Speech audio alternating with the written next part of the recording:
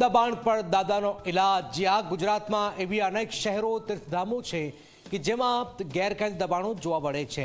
સરકારી જમીન પર ખોટી રીતે થયેલા દબાણને સામાન્ય લોકોને અગવડ પણ પડતી હોય છે, પરંતુ આવા દબાણો સામે દાદાનું બુલડોઝર પણ છેલ્લા ઘણા સમયથી ગરજી રહ્યું છે।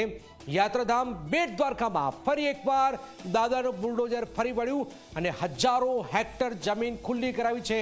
જો ગેરકાયદે ડિમોલિશન પર શું થયું છે, જોઈએ, જાણીએ, સમજીએ।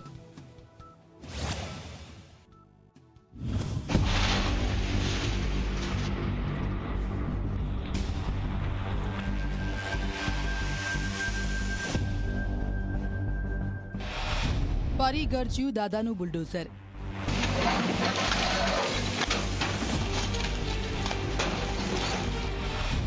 ગેરકાયદે દબાણો તોડી પડાયા।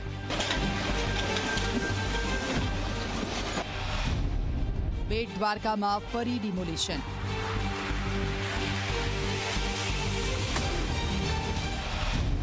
હજારો હેક્ટર જમીન ખુલ્લી કરાઈ।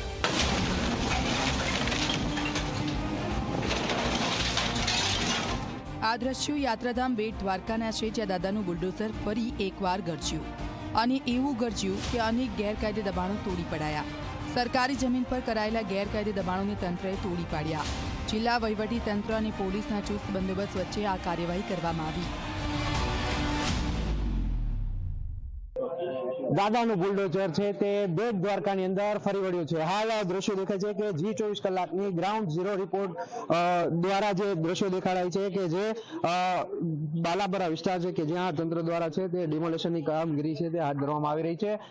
ચુસ્ત બંદોબસ્ત સાથે છે કે જે સમગ્ર વિસ્તાર છે કે જ્યાં ગેરકાયદેસર દબાણો છે તે કરવામાં આવી રહ્યા હતા તેને છે તે તંત્ર દ્વારા છે તે તોડી પાડવામાં આવ્યા।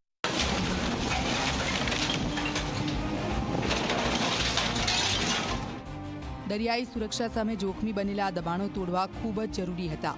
બેટ દ્વારકાના બાલપરા વિસ્તારમાં લાંબા સમયથી સરકારી જમીન પર ગેરકાયદે કબજો કરી લેવામાં આવ્યો હતો।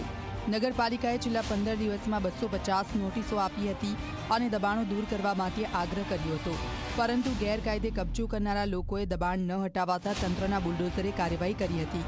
આ કાર્યવાહીથી લાઇટ હાઉસ નજીક 150 ચોરસ મીટર, હાથી ગેટ નજીક 200 ચોરસ મીટર અને મેન રોડ પર 500 ચોરસ મીટર જમીન ખુલ્લી કરવામાં આવી, જેની